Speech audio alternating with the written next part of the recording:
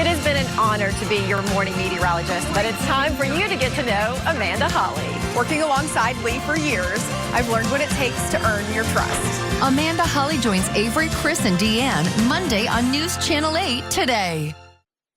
Live, this is NewsChannel 8 at 7 on your side. When I say the light of America's promise will always burn bright. It is now clear that we've achieved the most incredible political thing. Look what happened. Is this crazy? It is an election for the history books. Good evening, I'm Jennifer Lee. Thank you for joining us. Late today, Vice President Kamala Harris spoke for the first time about her loss to now President-elect Donald Trump, offering an uplifting concession to supporters. While I concede this election, I do not concede the fight that fueled this campaign. And with the election behind us, many are wondering, what can we expect from a second Trump presidency? We talked to political analyst Tara Newsome about what we know so far about Trump's plan.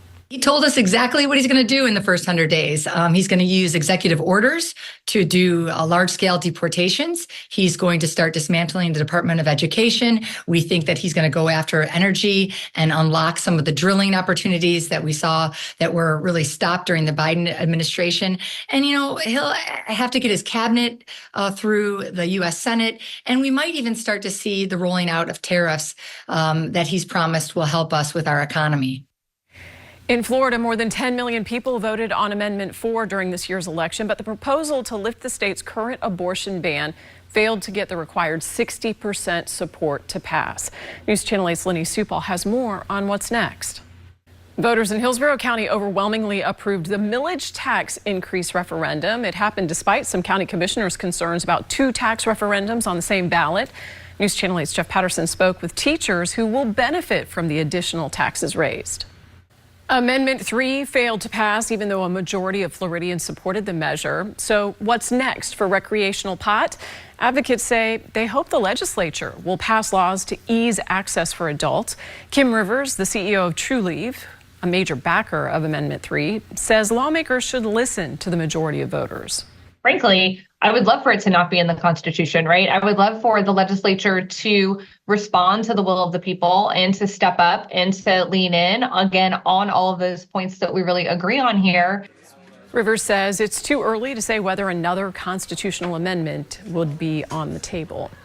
We have all the local races posted on our website at WFLA.com, and we'll have more election coverage and follow-up coming up tonight on News Channel 8 at 11. We are learning more about a Tampa police officer who was fired for use of excessive force during an arrest. The department says it happened as he and another officer tried to restrain a suspect, and it was all captured on body cam video. News Channel 8's Georgia MacArthur has that story. Well, let's get a check on your Max Defender 8 forecast right now with meteorologist Rebecca Berry.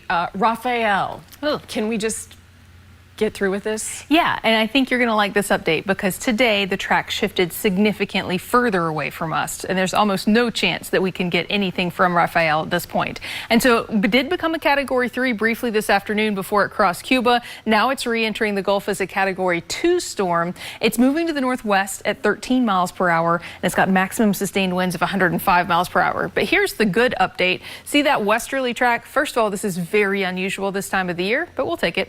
It is still going to weaken eventually. The timing is later because of that shift to the south there and to the west, but it eventually weakens into a tropical storm. I do think this will still change a little bit because the National Hurricane Center's track is just splitting the difference between the spaghetti models. You can see a little less than half the spaghetti models still curve it northward towards Louisiana or just swirl it around out in the open Gulf there, while the rest would take it that turn to the south. So we'll most likely see the track shifting one way or the other once we get a better consensus on which forecast models are keying on the events that will actually end up playing out. But I don't think there's any chance we're going to see anything from it. In fact, we've lowered our rain chances because it's going to move so far south and so far west. We won't even get any of these rain bands moving on shore. We only have a 30% chance for rain for tomorrow. It does keep us a little cloudy and it keeps our easterly winds elevated, but this is as close as it comes to us right here, and so it is not going to impact our forecast tomorrow very much. Only a 30% chance for rain.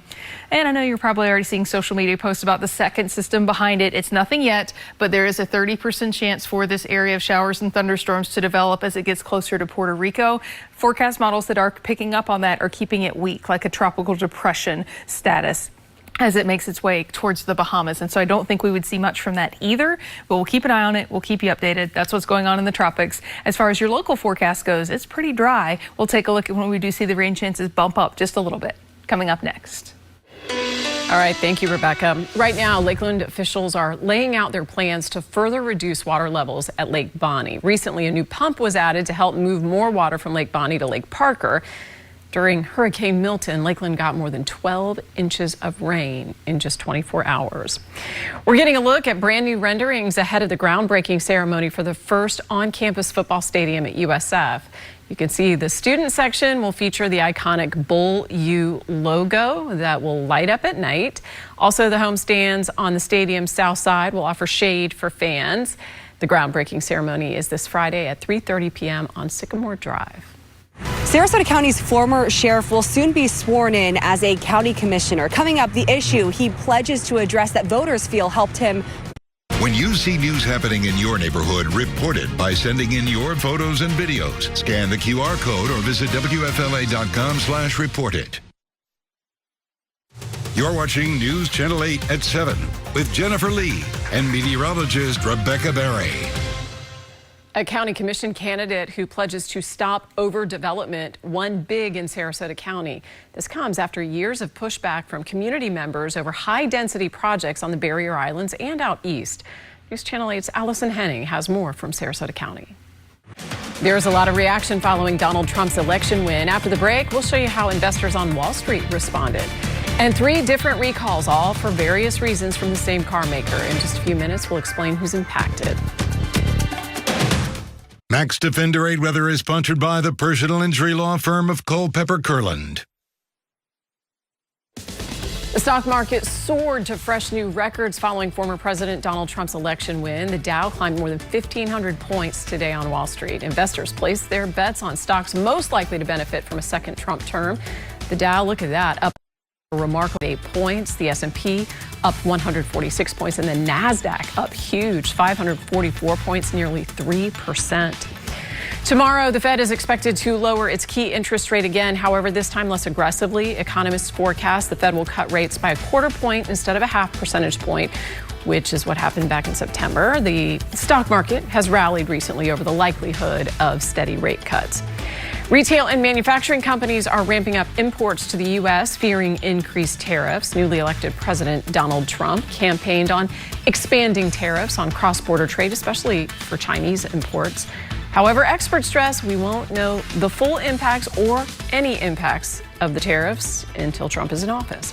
NVIDIA is once again the most valuable company in the world. Yesterday, the company reached a market cap of $3.4 trillion, putting it above Apple. NVIDIA supplies parts for AI software like ChatGPT. Mazda is issuing 3 recalls that cover more than 150,000 vehicles. All 3 recalls deal with software issues. Impacted vehicles include the 2024 and 25 CX-90 and 2025 CX-70 vehicles. Mazda will reach out to all affected customers and fix the issue for free. The maker of Wegovy and Ozempic is raising more safety concerns tonight regarding outside manufacturers making alternative versions of their drugs.